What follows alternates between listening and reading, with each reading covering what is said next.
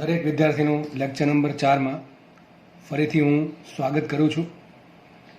Lecture number 3માં આપણે theory plus દાખલાની practice કરેલી, એકદમ બેઝિક દાખલા, અને એવા જ દાખલા તમને એક્ઝામમાં ઘણી વખત નીટના પેપરમાં અને જેના પેપરમાં એકદમ સિમ્પલ દાખલા જોવા મળે છે. તો એ ટાઈપના દાખલાની તમે પ્રેક્ટિસ વધારે કરવી, મટીરિયલ અલગ અલગ તમે યુઝ કરી શકો છો, બરાબર, અને લગભગ તમને દાખલા આપણે આવડી જ જશે. છતાં પણ કોઈ ડાઉટ રહી જતો હોય તો તમે મને પૂછી શકો છો. તો આ લેક્ચરમાં જે આપણે અભ્યાસ કરશું એ છે બહુ મહત્વની વાત, ટોર્ક. તો ટોર્ક શું છે એક્ઝેક્ટલી, એનો પ્રેક્ટિકલમાં શું મિનિંગ છે, હકીકતે ટોર્ક છે એ બળ કરતાં કંઈક વિશેષ છે, એ બધી ચર્ચા આપણે કરીશું, બરાબર છે. તો પહેલાં આપણે એક કામ કરશું, ટોર્કની જે વ્યાખ્યા કે સમજૂતી જે બુકિશ એટલે કે જે પેલું બુકમાં આપેલી છે એ પહેલાં આપણે ચર્ચા કરશું. પછી તમને હું થોડું વધારે એડવાન્સમાં લઈ જઈશ એના કરતાં આગળ, કે એક્ઝેક્ટલી ટોર્ક હકીકત શું છે અને એનો પ્રેક્ટિકલ યુઝ ક્યાં ક્યાં થાય છે એ બધું જોઈશું આપણે. તો પહેલાં આપણે સિમ્પલ વાત કરીએ ટોર્કની. તો માનો કે તમે જે માનો કે તમારું બારણું હશે, એમાં શું થશે કે એક સાઈડથી એ પેલું દિવાલ જોડે લગાડેલું હશે અને એક સાઈડથી એનું હેન્ડલ આપેલું હશે, જેથી આપણે હેન્ડલ થકી આપણે એને ખોલીને બંધ કરી શકીએ. જેમ કે આ રીતે કંઈક હશે, સપોઝ કે આ પ્રમાણે કંઈક બારણું છે, તો અહીંથી માનો કે દિવાલ જોડે અટેચ કરેલું છે અહીંથી, બરાબર, પેલા જે હુક આવે એનાથી શું કહેવાય અટેચ કરેલું છે. તો કે અહીંયા હેન્ડલ છે એનું બારણુંને ખોલવા માટે. તો આપણને ખબર છે આપણે જ્યારે બારણું ખોલીએ ત્યારે બારણું છે એ ચાક ગતિ કરશે, બરાબર. આ પ્રમાણે સપોઝ કે અહીંયા આવી ગયું તો આ પ્રમાણે ચાક ગતિ બારણું કરે છે. તો એક્ઝેક્ટલી અહીંયા આપણે બારણાને ગતિ કરાવવા માટે ખાલી બળ આપીએ છીએ, પણ એક્ઝેક્ટલી અહીંયા લાગુ પડે છે ટોર્ક. તો ખાલી બળ આપણે તો બળ જ આપીએ છીએ, બારણું ખોલવા માટે કે બંધ કરવા માટે આપણે બળ કરીએ છીએ. તો આ પહેલી વાત તો ક્વેશ્ચન હતો, સર આ હેન્ડલ છે દૂર કેમ રાખ્યું, હેન્ડલ નજીક હોય તો શું થાય, બરાબર છે. પછી બીજી વાત થાય કે સર આમાં ટોર્ક કેટલું લાગશે અને ટોર્ક કઈ રીતે લાગે છે. તો આવા જેટલા બી પ્રશ્નો છે એ બધાનો આન્સર તમને આ લેક્ચરમાં મળશે. પછી બીજી વાત, મેં તમને લગભગ શરૂઆતમાં કીધું હતું કે રેખીય ગતિ કરાવવા માટે જે જવાબદાર છે એ છે બળ, પરંતુ ચાક ગતિ કરાવવા માટે જે જવાબદાર છે એ છે ટોર્ક.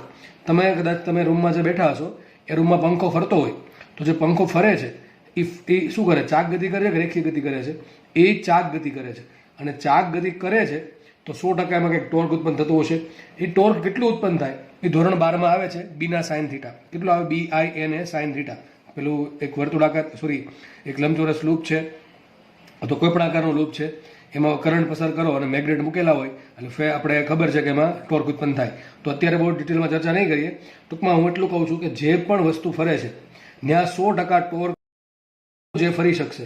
જો ટોર્ક નહીં હોય તો ફરી શકશે નહીં. જેમ કે માનો કે આ પેન પડેલી છે, અત્યારે સપોઝ આ પેન પડેલી છે, એનો ધક્કો મારું છું તો એ ફરતી નથી, આગળ ચાલે છે. ટૂંકમાં આના માટે રેખીય ગતિ જે થઈ એ રેખીય ગતિ કરવા માટે કોણ જવાબદાર છે? ટોર્ક જવાબદાર છે. જો આને હું મૂકી દઉં, જો આ ગતિ કરે છે ને, કઈ ગતિ થાય? ચાક ગતિ થાય છે, કંપન ગતિ થાય છે, પણ ચાક ગતિ થાય. પણ આના માટે જવાબદાર શું છે? ટોર્ક જવાબદાર છે. તો સપોઝ કે મારે એને આ પ્રમાણે ફેરવવી છે, આ પ્રમાણે, તો ફરે છે તો હું ભલે બળ આપું છું પણ હકીકતે લાગે છે એના પર ટોર્ક. શું લાગે છે? ટોર્ક લાગે છે. કઈ રીતે ટોર્ક લાગે છે એ બધો અભ્યાસ આપણે આ લેક્ચરમાં કરવાનો છે. ચલો સિમ્પલ સ્ટાર્ટ કરીએ ટોર્ક. તો પહેલાં લખીએ ટોર્કની સંજ્ઞા ખબર છે આપણે, ટો અથવા ટાઉ, બરાબર છે. ટોર્કનું બીજું નામ છે બળની ચાક માત્રા. આ પણ યાદ રાખવું, બળની ચાક માત્રા. ઘણી વખત છે ને એક્ઝામમાં આવું પૂછે કે બળની ચાક માત્રા શોધો. છોકરાને ખબર જ ન હોય ટોર્ક શોધવાનું કીધું છે, બરાબર છે. તો બળની ચાક માત્રા એટલે પણ ટોર્ક થાય, અને ટોર્ક પણ એટલે ટોર્ક જ થશે, ગુજરાતીમાં ટોર્ક જ કહેવાશે. ચલો આપણે જોઈએ. તો પહેલાં આપણે ધારી લઈએ, ધારો કે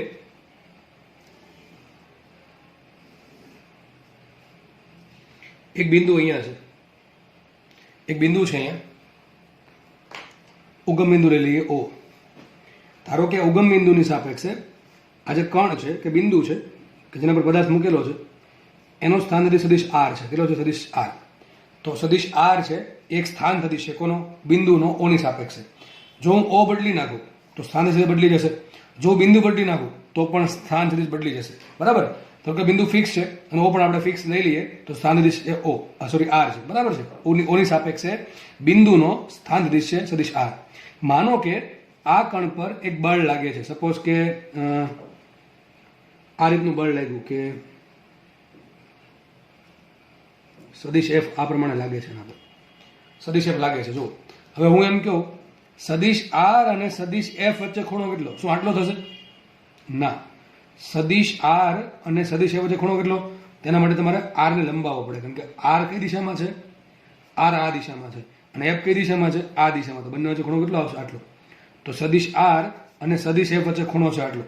તો ટોર્ક કોને કહેવાય? સિમ્પલ. ટોર્ક બરાબર torque is equal to R cross F. શું છે? આર ક્રોસ હતું. ટોર્ક બરાબર છે આર ક્રોસ એફ. સિમ્પલ. ખબર પડી ગઈ? હવે આટલું તો ખબર ન પડે કે આર ક્રોસ મતલબ ટોર્ક એટલે શું કહેવા માંગે છે. ચલો એ સમજીએ આપણે. તો હવે થોડુંક આગળ વધીએ આમાં. તો આમ કહી શકાય ટોર્ક બરાબર આર એફ સાઇન થીટા. શું આવશે અહીંયા? આર એફ સાઇન થીટા મૂલ્ય લખ્યું છે, અને આમ પણ કહી શકાય એફ ગુણ્યા આર સાઇન થીટા. બરાબર કે નહીં? શું લખી શકાય? એફ ગુણ્યા આર સાઇન થીટા. તો આટલું રાખો કે ટોર્ક બરાબર F into R sine theta છે. ચલો આગળ વધીએ. હવે એક કામ કરીએ આપણે. અહીંથી એક કામ કરો, આ જે બળની દિશા છે ને આગળ લંબાવો, આગળ અને પાછળ લંબાવો. આવું કંઈક આવશે કે નહીં આવે? હવે એક કામ કરો, ઓ બિંદુમાંથી આ જે રેખા છે આને કહેવાય બળની કાર્ય રેખા. આ જે આખી જે લાઈન છે, આખી લાઈન આવી આ રીતે બતાવી શકો તમે. આ જે લાઈન છે કે જે દિશામાં બળ લાગે છે એને કહેવાય બળની કાર્ય રેખા. ટૂંકમાં આ દિશામાં બળની અસર પ્રવર્તમાન છે, આ દિશામાં બળની અસર પ્રવર્તમાન છે, તો આ દિશાને કહેવાશે બળની કાર્ય રેખા. તો એક કામ કરવાનું, ઓ બિંદુમાંથી આ જે બળની કાર્યરેખા છે ને એક લંબ દોરો. સપોઝ કે લંબ દોરો, માનો કે એવું એટલું અંતર લીધું આ કે જેથી આ શું થાય? લંબ અંતર થાય. ટૂંકમાં શું થાય? લંબ થાય. મેં શું કર્યું? ઓ બિંદુમાંથી એક લંબ દોરો. આ શું છે? લંબ છે. કોના પર દોરો? લંબ. બળની કાર્યરેખા પર. બરાબર? સમજ પડી આટલી? આપણને ખબર છે આ ખૂણો થીટા છે, તો આ ખૂણો પણ થીટા જ થશે. સિમ્પલ. બરાબર? સામસામેના ખૂણા કેવા થાય? થીટા. તો આ ખૂણો કેટલો થાય? π/2 માઇનસ થીટા. કેટલો થાય આ ખૂણો? π/2 માઇનસ થીટા. હવે જુઓ, આ જે ત્રિકોણ છે નીચે સાઈડમાં દોરી દો તો કંઈક ત્રિકોણ આ ટાઈપનો થયો. જુઓ, ત્રિકોણ છે ને આ ટાઈપનો કંઈક ત્રિકોણ થયો. ધ્યાનથી જુઓ એટલે ખબર પડી જશે. જુઓ, આ 90 ડિગ્રીનો ખૂણો છે, તેની સામે શું થાય? કર્ણ. તો કર્ણ કેટલો? આર છે. બરાબર છે. આ ખૂણો કયો છે? થીટા છે. ઓકે. ચલો, મારે સામેની બાજુ છે ને પાછળની બાજુ. ચલો, મારે સામેની બાજુ આ મારે જે લંબ છે, આ ત્રિકોણ થોડોક આમ સીધો કરી નાખ્યો. બરાબર? એટલે આવું દેખાય છે, બાકી થોડોક આમ વાંકો છે. મારે આ જે લંબ દોરો ને એની કિંમત શોધવી છે. ટૂંકમાં કઈ થશે? સામેની બાજુ થાય. શું છે? સામેની બાજુ. તો સૂત્ર શું આવશે? સાઇન થીટા બરાબર સામેની બાજુ છેદમાં કર્ણ આર. તો સાબિત શું થયું? સામેની બાજુ શું હશે? સામેની બાજુ બરાબર હશે આર સાઇન થીટા. શું છે? R sine theta. ટૂંકમાં જે લંબ છે, લંબ ક્યાંથી લંબ દોરો આપણે? ઓ માંથી જે બળની કાર્યરેખા છે એના પર જે લંબ દોરો છે એ લંબની કિંમત કેટલી હશે? R into sine theta. થાય કે ન થાય? તો આ હકીકત જો આ શું છે? જો આ ટોર્ક બરાબર શું હતું? R F sine theta. ક્યાંથી આવ્યું? ક્રોસ ગુણાકાર પરથી. ટોર્ક બરાબર આર ક્રોસ એફ હોય તો ટો બરાબર હશે આર એફ સાઇન થીટા. તો આપણે આર ને આ બાજુ લખો એટલે કહીશું અને ટોર્ક બરાબર F into R sine theta. પણ હકીકત આર સાઇન થીટા આપણે શું સાબિત કર્યું? આર સાઇન થીટા છે ઓ બિંદુમાંથી બળની કાર્ય રેખા પર દોરેલો લંબ. તો લખાઈશું અહીંયા torque is equal to f ગુણ્યા કયો ગુણાકાર? સાદો ગુણાકાર છે.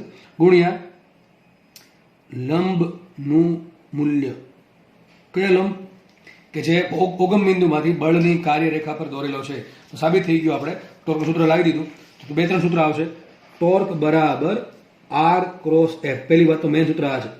મેન સૂત્ર આ છે, તમારે યાદ રાખવાનું છે. ટોર્ક બરાબર આર ક્રોસ એફ. જો ભાઈ એફ ક્રોસ આર નથી, શું છે? આર ક્રોસ એફ છે. બરાબર? એટલે બીજી વાત, ટોર્કનું મૂલ્ય શું હોય? તો મૂલ્ય હશે R into F into sine theta. આમ પણ લખી શકાય. તો બીજું સૂત્ર તમારે યાદ રાખવાનું. એક તો આ થઈ જાય. થોડુંક આને રીએરેન્જ કરીએ. રીએરેન્જ કર્યું લખાઈશું અને F into R sine theta. તો આર અને શું કહે? બળ ગુણ્યા આર સાઇન થીટા. શું છે? બળની કાર્યરેખાનું ઉગમ બિંદુથી લંબ અંતર લખાય. બળ ગુણ્યા બળની કાર્યરેખાનું ઓની સાપેક્ષે લંબ અંતર. સમજ પડે છે? તો આ સૂત્ર પણ તમારે યાદ રાખવાનું છે કે ટોર્ક બરાબર બળ ગુણ્યા બળની કાર્યરેખાનું લંબ અંતર અથવા બળનું લંબ અંતર ક્યાંથી? ઓથી. એમ પણ યાદ રાખી શકો. તો ટોર્કના 3 સૂત્ર છે. એક તો આર ક્રોસ એફ, આ તો ખબર પડી જ જાય, આર એફ સાઇન થીટા. અને બીજું સૂત્ર છે બળ ગુણ્યા બળની કાર્યરેખાનું ઓથી લંબ અંતર. કારણ કે આર સાઇન થીટા શું છે? બળની કાર્યરેખાનું બળથી ઓથી લંબ અંતર છે. તો આજે ટોર્ક મળ્યું. કોના પર ટોર્ક મળ્યું? આ બિંદુનું ટોર્ક, બિંદુ પર કેટલું ટોર્ક લાગે? મળ્યું કે ના મળ્યું? બરાબર છે. આ ટોર્ક કોની સાપેક્ષે છે? ઓ ની સાપેક્ષે. કોની સાપેક્ષે? ઓ ની સાપેક્ષે. આ લખવું જરૂરી છે. આ જે ટોર્ક છે એ ઓ ની સાપેક્ષે છે. કેમ આવું કેમ કરવું પડે? વિચારો.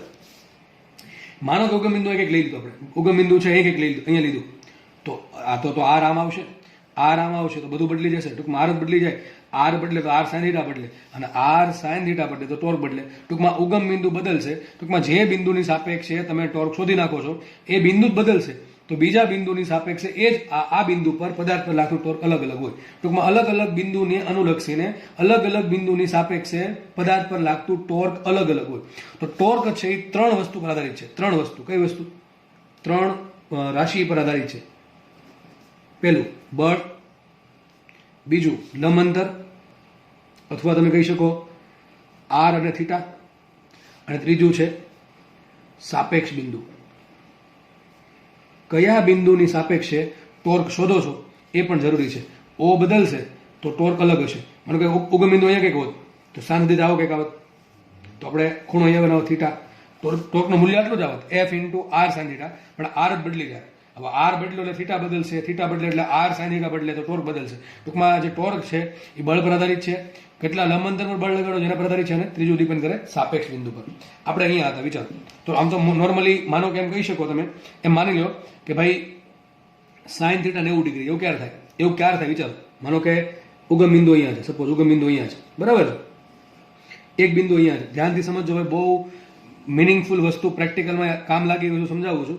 એક બિંદુ અહીંયા છે, સપોઝ આ બિંદુ એ છે, એના પર ધારો કે આ પ્રમાણે બળ લાગે છે એફ. કેટલું બળ લાગે છે? એફ બળ લાગે છે. વિચારો, સદિશ આર ક્યાં થાય? સદિશ આર કોને કહેવાય? ઉગમ બિંદુ અને પદાર્થને જોડતો સદિશ. ક્યાં છે? આ બાજુ હશે, આ થઈ ગયો સદિશ આર. સદિશ આ રીતે છે, અને આગળ વધારો કેમ થશે? આમ થશે. સદિશ આર ની દિશા આ છે. પછી સાબિત શું થયું? એફ અને આર કેવું છે? લંબ છે ને. જો સદિશ આર આ બાજુ છે, સદિશ આર છે એ આ દિશામાં છે, સદિશ આર છે આ દિશામાં છે, આ રીતે. અને એફ ક્યાં છે? ઉપર. તો બે વચ્ચે ખૂણો કેટલો બન્યો? 90 ડિગ્રી ખૂણો બન્યો. તો મૂકો કિંમત, શું આવશે? ટોર્ક બરાબર આર ગુણ્યા એફ સાઇન 90. તો શું આવશે? આર ગુણ્યા એફ ઇન્ટુ સાઇન 90 થાય 1. તો ટોર્ક કેટલો આવશે? R into F. કેટલો ટોર્ક આવશે? ટોર્ક બરાબર આવશે અહીંયા આર ગુણ્યા એફ. આ એક રીતે સાબિત કર્યું. બીજી રીતે સાબિત કરી દો. ચલો, શું સાબિત? સૂત્ર શું છે? તો એક તો આપણે આ લીધું 90 ડિગ્રી વાળું, અથવા તમે આમે લઈ શકો આ સૂત્ર કે ટોર્ક બરાબર બળ ગુણ્યા બળની કાર્ય રેખાનું ઓથી લંબાંતર. બળની કાર્ય રેખાનું ઓથી લંબાંતર. ચલો, ટોર્ક બરાબર, તો મૂકું ટોર્ક બરાબર ટો ઇઝ ઇક્વલ ટુ, ચલો, બળ કેટલું લાગે છે? એફ લાગે, તો બળ એફ ઇન્ટુ બળની કાર્ય રેખા, એટલે કઈ થાય? લાઈન થાય બળની, એટલે બળની દિશાવાળી લાઈન. આ જે બળની દિશા છે, આ થશે ને દિશા, આ થશે બળની દિશા. આ લાઈનનું ઓથી લંબાંતર કેટલું? આટલું દેખાય જ છે, આ લંબાંતર જ છે ને. કેટલું આવશે? આર. તો સૂત્ર શું આવ્યું? ટોર્ક બરાબર એફ ઇન્ટુ આર. એ જ આવે છે, ટોર્ક બરાબર આર એફ અથવા ટોર્ક બરાબર એફ આર. તો બે સૂત્ર છે, બે સૂત્ર તમને વાપરતા આવડવા જોઈએ. હવે ટોર્ક ક્યારે વધે? વિચારો, મારે કોઈ વસ્તુની ચાક ગતિ કરાવી છે તો મારે ટોર્ક આપવું પડશે. ટોર્ક વધે ક્યારે? બે રીત છે ટોર્કને વધારવાની. આમ તો 3 રીત છે: આર વધારો, એફ વધારો અને થીટા વધારો. થીટા વધશે તો પણ ટોર્ક વધશે 90 ડિગ્રી સુધી, બરાબર છે. થીટા ઘડીક સાઈડમાં રાખીએ આપણે. માની લો કે બળ છે એ વસ્તુને ઉગમ બિંદુ સ્થાન સદિશને લંબ રૂપે લાગે છે, તો થીટાની કોઈ સવાલ આવશે નહીં. તો ટોર્ક વધારવાના બે રસ્તા છે. વિચારો, જો મારા આ પેન છે અને જેટલી મારે વધારે ખેંચડી હોય માટે વધારે બળ આપવું પડશે. જેટલું વધારે બળ આપીશ વધારે ખસશે. તો રેખીય ગતિ કરવા માટે જવાબદાર કોણ છે? ટોર્ક, બળ છે. એ રીતે મારે વસ્તુ ચાક ગતિ કરાવી છે, ફટાફટ ફેરવવી છે, તો એના માટે જવાબદાર કોણ છે? ટોર્ક જવાબદાર છે. કોણ જવાબદાર છે? ટોર્ક જવાબદાર છે. તમારો પંખો ફરે છે એના માટે પણ ટોર્ક જવાબદાર છે. જેટલું વધારે ટોર્ક હશે, પંખાની જે મોટર જે છે અંદર, એ જે પેલું વિદ્યુત ચુંબક ક્ષેત્રના કારણે જે ટોર્ક ઉત્પન્ન કરશે, એ જેટલું વધારે હશે એટલું પંખો ફટાફટ સારી રીતે ફરી શકશે. તો યાદ રાખો, ટોર્ક છે એ ચાક ગતિ કરવા માટે જવાબદાર રાશિ છે, બરાબર. ચલો, મારે ટોર્ક વધારવું છે, તો ટોર્ક વધારવાના બે રસ્તા છે. એક તો અંતર વધારો અને એક બળ વધારો. શું છે? અંતર વધારો અને બળ વધારો. વિચારો, માણસને કોઈ જગ્યાએ બળ કરવાનું થાય તો એને બળ પડે, બળ કરવાનું થાય બળ પડે. મતલબ શું થાય? માણસ એવું ઈચ્છે કે હું કંઈક એવી વસ્તુ બનાવું, એવી મિકેનિઝમ વાપરું કે જેથી મારે ઓછું બળ કરવું પડે ને ટોર્ક મારું વધે. તો માણસ છે લિમિટેડ આ રાખે કે ભાઈ બળ ઓછું કરવાનું છે, તો શું કરવું પડે? આર વધારવું પડે કે વધારવું પડે? જેટલું આર વધારે હશે એટલું તે ટોર્ક વધારે હશે. તમે આના બે એક્ઝામ્પલ આપું છું. હમણાં આપણે વાત કરી હતી પહેલા દરવાજાની. સપોઝ કે દરવાજો છે, માની લો અહીંથી એને અટેચ કરેલો છે દિવાલ સાથે, બરાબર છે. આ દરવાજો ખોલવો છે મારે, તો હું શું કરીશ? આ પ્રમાણે બળ લગાડીશ. ધારો કે દરવાજો આ પ્રમાણે હતો, એટલે આ પ્રમાણે દરવાજો હતો.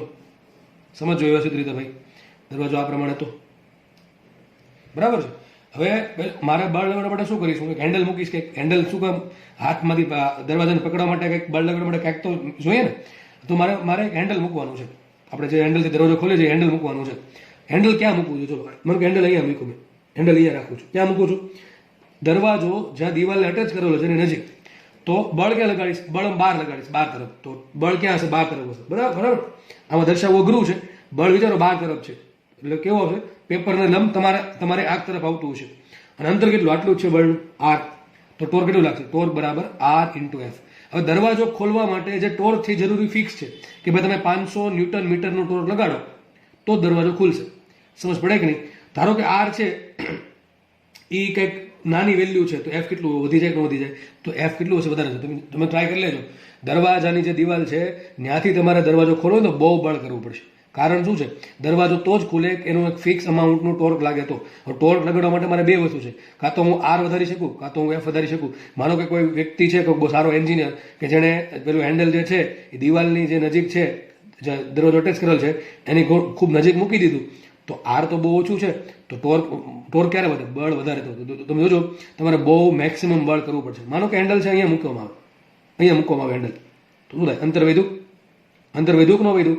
અંતર વધશે. ટોર્ક તો ફિક્સ છે. ટોર્ક દરવાજો એમ કે ભાઈ 500 ન્યૂટન મીટરનો ટોર્ક આપો તો હું ખુલીશ. બરાબર, ફિક્સ અમાઉન્ટ છે. ડિપેન્ડ કરે દરવાજાના દળ પર અને જે મિકેનિઝમ એટેચ કરે છે એના પર ડિપેન્ડ કરશે. આપણે એમાં નથી પડવું. માની લો કે ટોર્ક અચળ છે, ફિક્સ ટોર્ક જોઈએ છે દરવાજો ખોલવો હોય તો હવે શું કર્યું? જો મેં અંતર વધાર્યું તો પહેલા કેસમાં અંતર ઓછું હતું તો મારે બળ વધારે કરવું પડે. અહીંયા શું થયું? અંતર વધ્યું તો થોડુંક ઓછું બળ કરવું પડશે. બરાબર, પહેલા કરતા. તો હવે અંતર વધે તો એફ તમે ઓછું લગાડશો તો પણ દરવાજો ખુલી જશે. અને સૌથી સારામાં સારું શું પડે? હેન્ડલ જે છે એ એકદમ છેડા પર લગાડવામાં આવે.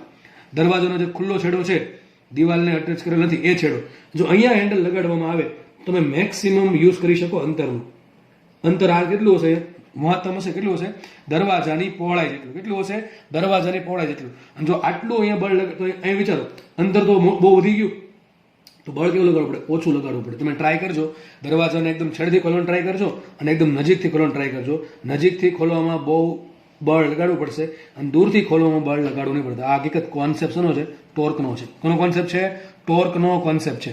અને તમે જુઓ, તમને એક એનિમેશન અત્યારે બતાવું છું, એમાં તમે જોઈ શકો છો એક વ્યક્તિ છે એ દરવાજો ખોલે છે તો ક્યાંથી ખોલે? હેન્ડલ જો ક્યાં છે? દરવાજાના છેડા પર છે. તો ટોર્ક બરાબર સમજ પડે કે આટલી?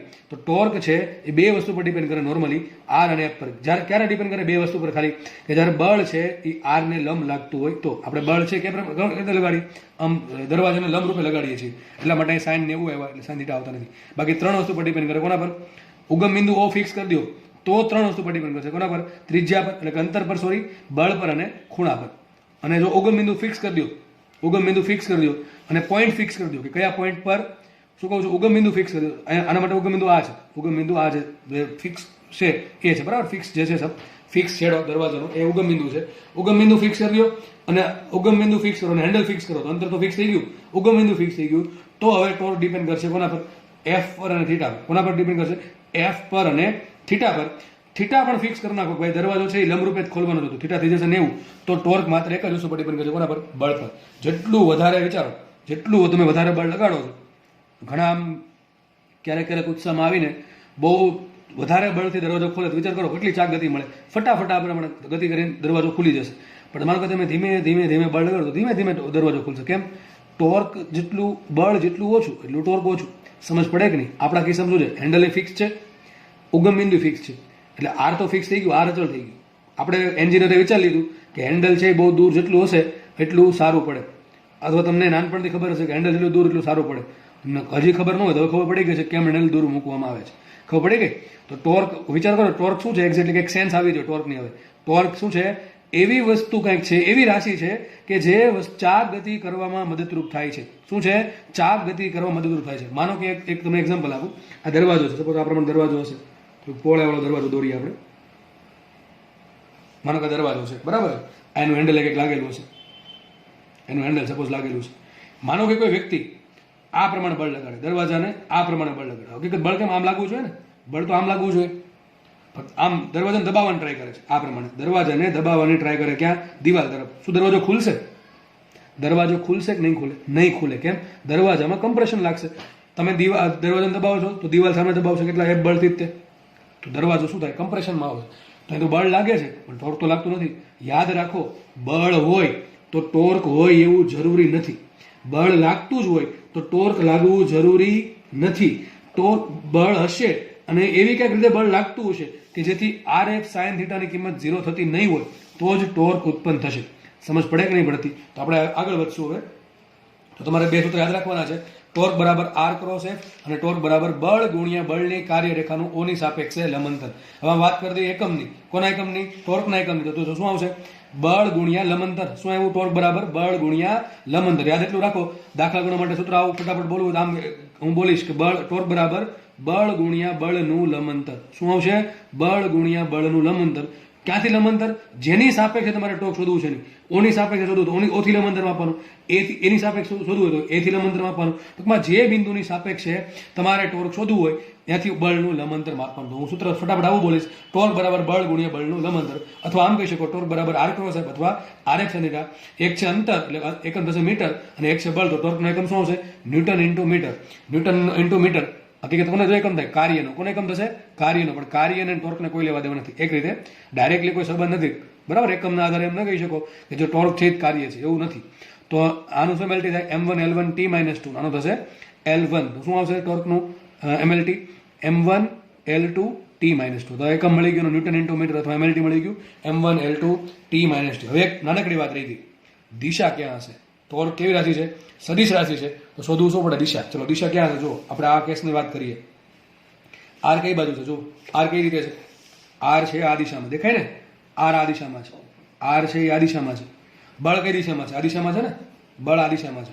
વિચાર આવું કંઈક છે. જો આવું કંઈક છે કે પેલી આ જે આર છે એ આમ રેડ પેન બતાવે છે અને બળ છે એ બ્લુ પેન બતાવે છે. તો આ બંને જો ખૂણો કેટલો છે? થીટા છે. વિચારો આવું દેખાય છે ને? તમને દેખાતું હશે. આ રેડ પેન સપોઝ આ પ્રમાણે દોર્યું છે મેં. આ છે એ રેડ પેન છે અને બળ છે એ બ્લુ પેન છે. સપોઝ આવું કંઈક છે. બરાબર? કે ખૂણો બને થીટા. ટોર્ક શોધવું છે તો તમને આરામથી આવડી જવું. અમારે શીખવાની જરૂર ન પડવી જોઈએ. હવે ટોર્ક કોણ છે? R cross F. વચ્ચે શું ક્રોસ ગુણાકાર. અને ક્રોસ ગુણાકારની દિશા કઈ રીતે શોધવાની તમને ખબર હોવી જોઈએ. જમણા હાથના અંગૂઠાના નિયમ પરથી. પહેલા શું કરવાનું? પહેલા કોણ છે? આર છે. તો તમારે જમણા હાથની બધી આંગળી ક્યાં રાખવાની? આર તરફ. ક્યાં રાખવાની? આર તરફ. જોડે જોડે તમે ટ્રાય કરજો. તો આ બધી આંગળી ક્યાં રાખી મેં? જો બધી આંગળી ક્યાં રાખી? રેડ પેનની દિશામાં એટલે કે આરની દિશામાં. હવે પાછળ કોણ છે? એફ છે. તો બધી આંગળી ફેરવવાની ક્યાં આવે? એફ તરફ. હવે એફ આમ છે કે આમ છે? આમ ફેરવો તો આમ ફેરવો. પાછું ઘણા આમ ફેરવે. આમ ફેરવવાનું ટ્રાય કરે. અરે ભાઈ હાથ મોડાઈ જાય. આમ કરી દે ને સિમ્પલ. થોડીક બુદ્ધિ વાપરવાની. આમ ફેરવા માટે આમ કરવાનું, આમ ફેરવા માટે આમ કરવાનું. બરાબર કે નહીં? ઘણા બધા હાથે મોવડી નાખે કે સર ફરતું જ નથી. એટલે થોડુંક સાયન્સ વાપરો, કોમન સેન્સ વાપરો. આપણે સાયન્સમાં છીએ. તો આપણે આર ક્રોસ એફ કરવું છે. એફ જો આ બાજુ છે, એફ કઈ બાજુ છે? જો આ બાજુ છે, ડાબી બાજુ છે. તો આપણે આંગળી ક્યાં ફેરવશું? ડાબી બાજુ ફેરવશું. અંગૂઠો ખોલો. અંગૂઠો ક્યાં આવશે? બહાર તરફ. તો આ ટોર્ક ક્યાં આવશે? જો ટોર્ક ક્યાં આવશે? બહાર તરફ. ટૂંકમાં આ બંનેને લંબ બહાર તરફ આવતું હશે. ટૂંકમાં આવું કંઈક દોરું તો આમ કહી શકાય કે આજે આ પેન છે જે પેલી ગ્રીન ટાઈપની પેન. બરાબર? થોડુંક તમે વ્યવસ્થિત બતાવો. તો આ જે પેન છે ગ્રીન પેન, એની દિશામાં શું આવશે? ટોર્ક આવશે. R cross F. અંગૂઠાની દિશામાં. એટલે કે આ જે દિશા છે પેનની દિશા, એ શું હશે? ટોર્કની દિશા હશે. અને વસ્તુ ફરશે કઈ રીતે? વિષમ ઘડી સમઘડી. જુઓ કઈ રીતે ફરશે. આંગળીઓ જુઓ કઈ રીતે ફરશે? વિષમ ઘડી ફરશે. આમ ફરશે ને? આમ. ખબર પડે કે નહીં? બરાબર? આ પ્રમાણે ફરશે. આ પ્રમાણે આંગળીની મુવમેન્ટ જુઓ. બરાબર છે? R cross F. તો હકીકત ટોર્ક ક્યાં હશે? એમાં ઉપર તરફ હશે. વસ્તુ કઈ દિશામાં ફરશે? વિષમ ઘડી દિશામાં ફરશે. ટૂંકમાં જે પોઈન્ટ છે એ પોઈન્ટ કેવી રીતે ફરશે? પોઈન્ટ ફરવાનું ટ્રાય કરશે વિષમ ઘડી દિશામાં. ચલો માનો કે આમ છે. બળ ધારો કે આમ લાગતું. બળ આમ લાગતું તો ટોર્ક ક્યાં હશે? વિચારો જાતે કયો. ચલો આ પ્રમાણે આકૃતિમાં આપી છે કે આર છે આ રીતે અને એફ છે આ રીતે. ચલો આર આ રીતે છે રેડ પેનની દિશામાં અને એફ છે આ પેનની દિશામાં. તો ચલો ટોર્ક ક્યાં હશે? વિચારો. તો શું કરશો? બધી આંગળી ક્યાં રાખશો? આરની દિશામાં. ફેરવવાની ક્યાં? બળની દિશામાં. એટલે આમ કરવાનું, આમ કરવાનું. ઊંધું કરો ને ભાઈ. ઘણા પછી આમ ટ્રાય કરે કે આને આમ ફેરવવાનું ટ્રાય કરે બીજા હાથથી. અરે બુદ્ધિપૂર્વક વાપરો. આપણે આમ ફેરવી દો હાથ. બરાબર? તો બધી આંગળી ક્યાં આવી ગઈ? આ રેડ પેન એટલે કે આરની દિશામાં આવી ગઈ. ફેરવો ક્યાં આવે ને?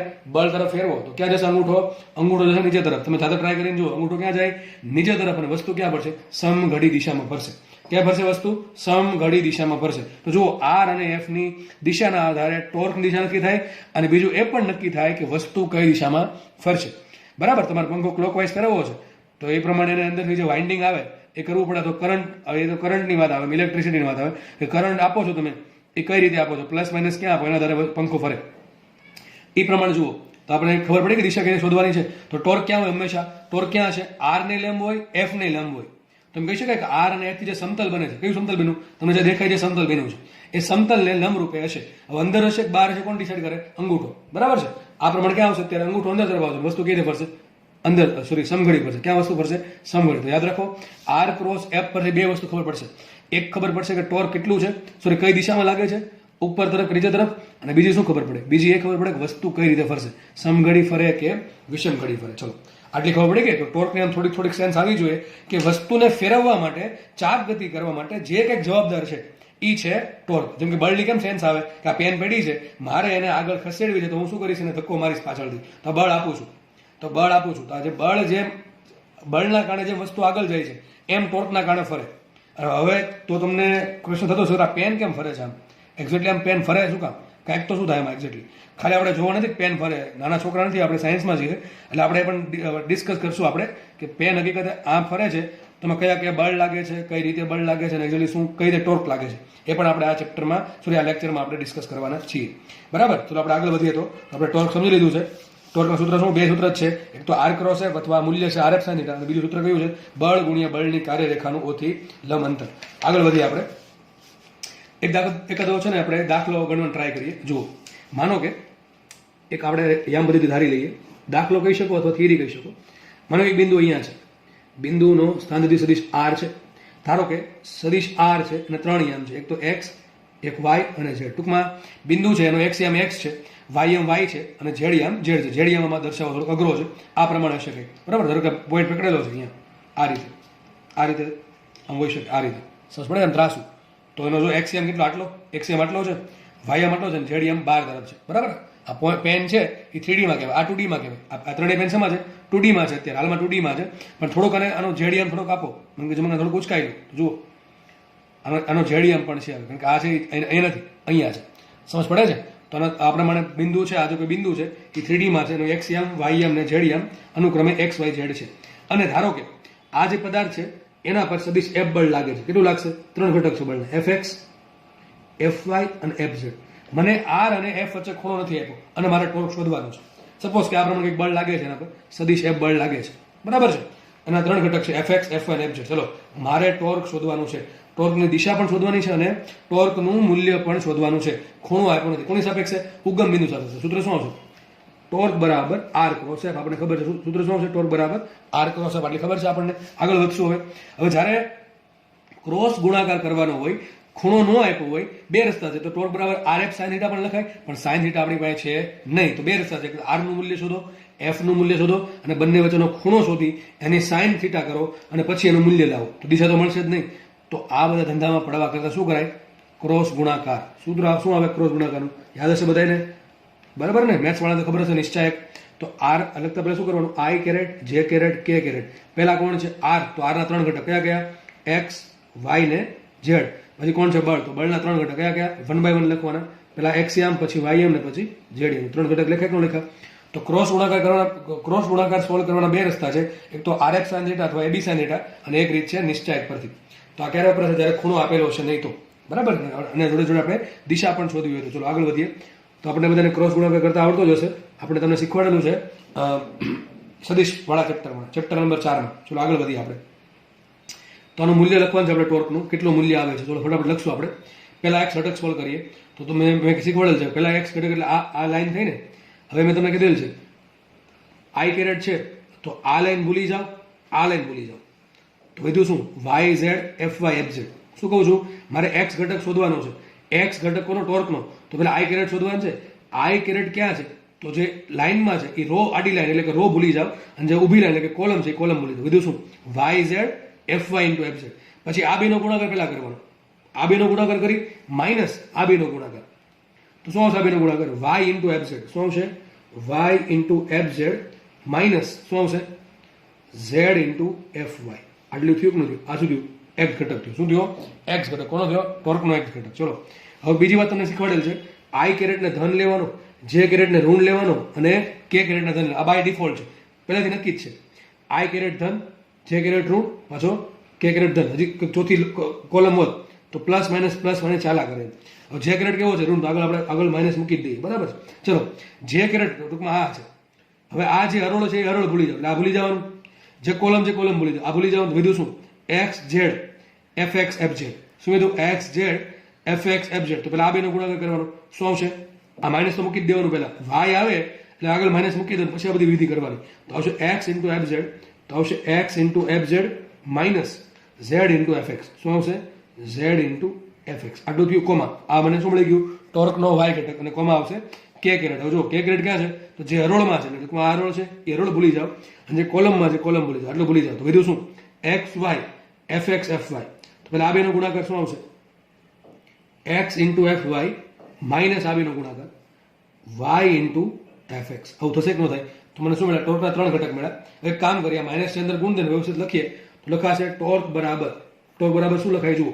પહેલા એક ઘટક શું લખાશે Y into F Z minus Z into F Y comma minus ગુણના કરો શું આવશે અહીંયા Z into F x minus X into F Z comma અહીંયા શું આવશે X into F Y comma Y into F X. અને આ સદિશ થઈ ગયો. તો ટોર્કના 3 ઘટક છે. આ ઘટકને શું કહેવાય ટાઉ એક્સ એટલે કે ટોર્કનો એક્સ ઘટક.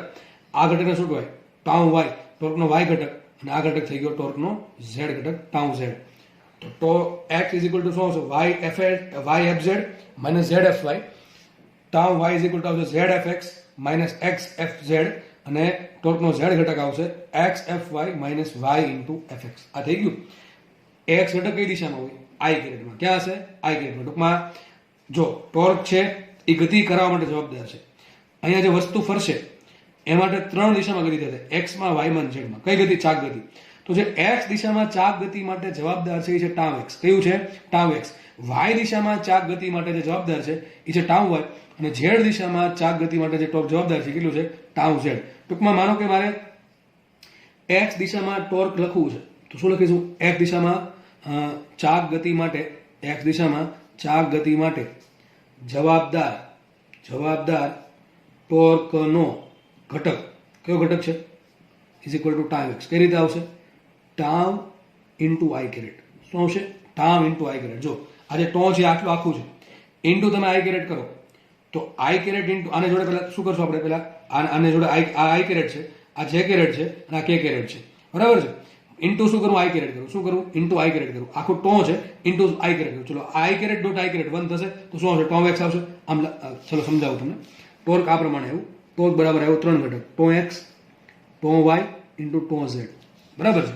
ઇન્ટુ શું કરું આઈ કેરેટ કરું તો આવું ટૂંકમાં કરું છું tau into i caret is equal to શું આવશે ટાઉ એક્સ ટાઉ વાય અને tau z dot i caret. ચલો આ ટો એક્સ કઈ દિશામાં છે આઈ કેરેટમાં. તો i caret dot i caret શું થાય 1 થાય શું આવશે tau x plus tau y dot i caret. Tau y કઈ દિશામાં છે જે કેરેટમાં. તો જે કેરેટ ડોટ આઈ કેરેટ શું થાય 0 પ્લસ ટો ઝેડ એટલે કે કઈ દિશામાં કે કેરેટ. તો કે કેરેટ ડોટ આઈ કેરેટ શું થાય 0. શું આન્સર આવશે ટો એક્સ. મને સાબિત શું થયું જો મારે ટોર્કનો એક્સ ઘટક જોતો હોય તો જે કુલ ટોર્ક છે એને આઈ કેરેટ વડે ગુણ નાખું શું મળે ટો એક્સ મળે. એ જ રીતે મારે ટોર્કનો ખાલી વાય ઘટક જોવે છે તો જે કુલ ટોર્ક છે શું કરવું જે કેરેટ વડે ગુણ શું મળે ટો વાય મળે. અને મારે ટોર્કનો કે કેરેટ એટલે કે વાય ઝેડ દિશામાં ઘટક જોવે છે તો જે કુલ ટોર્ક છે કુલ ટોર્ક એને હું કે કેરેટ વડે ગુણ નાખું શું મળશે મને એનો ઝેડ ઘટક મળે. તો 3 ઘટક તમારે મેળવવાના. જનરલી એવું કહેવાય કે જો ટોર્કનો એન કેરેટ કોઈ પણ હોઈ શકે આઈ કેરેટ હોઈ શકે જે કેરેટ હોઈ શકે કે કેરેટ કોઈ પણ દિશાનો સદિશ છે. એક્સ હોય તો એક આ થશે એક દિશામાં હોય તો થશે આઈ કેરેટ. વાય દિશાનો એક સદિશ હોય તો જે કેરેટ થાય અને ઝેડ દિશાનો એક સદિશ હોય તો કે કેરેટ થાય. ટૂંકમાં કોઈ પણ દિશાનો જો ટોર્કનો એન કેરેટ એકમ સદિશની દિશાનો જવાબદાર ઘટક મેળવવો હોય તો શું કરવાનું ટોર્ક ડોટ એન કેરેટ. તો તમને શું મળશે એન કેરેટની દિશાનો જે ટોર્કનો જવાબદાર ઘટક. ટૂંકમાં એન કેરેટ દિશામાં જે ચાક ગતિ થાય છે એના માટે આ ઘટક જવાબદાર છે. સમજ પડે કે નહીં પડે તો આનો પ્રશ્ન તમને પૂછાય છે. આપણે દાખલો પણ ગણશું આનો હમણાં બરાબર છે. તો સિમ્પલ તમને ટોર્ક શું છે ખબર પડી ગઈ. તો મેં તમને બે રીતે સમજાવ્યું. ટોર્કના કુલ 3 સૂત્ર આવ્યા અત્યારે. એક તો આવ્યું આર ક્રોસ એફ બીજું આવ્યું બળ ગુણ્યા બળનું લંબ અંતર. તો બળની કાર્યરેખાનું જે બિંદુની સાપેક્ષે તમારે ટોર્ક શોધવું છે એની સાપેક્ષે લંબ અંતર. અને તમને જો આવું કોઈ ખૂણો ન આપે સિમ્પલ તમને સદિશ આર આપી દે સદિશ એફ આપી દે તો ટોર્ક કઈ રીતે મળશે આર ક્રોસ એફ પરથી આપણે નિશ્ચય સોલ્વ કરીને મળશે 3 ઘટક પડશે. એક્સ હશે એક્સ ઘટક એક હશે વાય ઘટક અને એક હશે ઝેડ ઘટક. આ ટાવ એક્સ શું કરે ચાક ગતિ માટે જે ચાક ગતિ થાય છે એક્સ દિશામાં એના માટે જવાબદાર ટાવ એક્સ છે. વાય દિશામાં થાય છે એના માટે જવાબદાર ટાઉ વાય છે. ઝેડ દિશામાં થાય છે એના માટે જવાબદાર છે ટાઉ ઝેડ. અને જો ધારો કે એન દિશામાં એન કેરેટની દિશામાં ચાક ગતિ માટે જવાબદાર ઘટક શોધવું હોય તો શું કરવું પડે? કુલ જે ટોર્ક છે એને એ દિશાના એકમ સદિશ સાથે ડોટ ગુણાકાર કરાવવો પડે. તો tau caret dot N caret શું આપે તમને? સોરી, સદિશ ટાઉ ડોટ એન કેરેટ શું આપે તમને? એન કેરેટની દિશામાં જવાબદાર ચાક ગતિ માટે ટોર્કનો ઘટક કયો આવશે? Tau N. તો આટલી બધાને ખબર પડી ગઈ છે, બરાબર છે. તમને ટોર્કનું બીજું એક્ઝામ્પલ આપું. માનો કે તમારે નટ બોલ્ટ ખોલવો છે કોઈ, સપોઝ કે આ પ્રમાણે કોઈ નટ છે. નટ તો ખબર છે ને, શું ગુજરાતીમાં શું કહેવાય ને? નટ ને બોલ્ટ, બોલ્ટ ના કહેવાય ને, ચલો નટ ખોલવો છે. હવે તમારી પાસે એક સ્પેનર છે. સ્પેનરનું ગુજરાતી થાય પાનું. એક પાનું છે, બરાબર કે આના પ્રમાણે પાનું ચડાવ્યું, બરાબર છે. પાનું આપણે ધારો કે આ પ્રમાણે ચડાવીએ, આ પ્રમાણે પાનું હશે. અને કંઈક બીજું પાછું બનાવેલ હશે આવું, કોઈ ડબલ સાઈડ આવે છે, સપોઝ આવું કંઈક છે, બરાબર છે. તો પાનું છે, એ પાનાથી તમારા બોલને નટને ખોલવો છે. ધારો કે અંદરનો નટ છે. બીજાનો બળ ક્યાં તમે આપો? તમે એક્ઝેક્ટલી છેડે બળ આપશો. ક્યાં તમે બળ આપશો? તમારું મગજ, તમને ભલે ખબર નથી કે હકીકત ટોર્ક શું છે, તમે કોઈ ટોર્ક ભણ્યા છો કે છોકરો કોમર્સનો એક સાયન્સનો ગમે એનો હોય, એને કદાચ ટોર્કનું નોલેજ ના હોય, છતાં પણ એનું માઇન્ડ ભગવાને એટલું પાવરફુલ તો આપ્યું છે કે બળ ક્યાં લગાડશે? અહીંયા લગાડશે. કેમ? કારણ શું? મારે આ જે નટ ખોલવો છે, નટને ખોલવા માટે વિચારો. નટ એટલે બોલ્ટ, માનો કે બોલ છે. તો જે બોલ્ટ છે એ બોલ્ટને ખોલવા માટે હકીકત શું જવાબદાર છે? ટોર્ક જવાબદાર છે, બળ જવાબદાર છે. આ તમે ખોલશો એટલે શું થાય? નટ ફરે કે ન ફરે? અંદર શું છે? થ્રેડ હશે ને.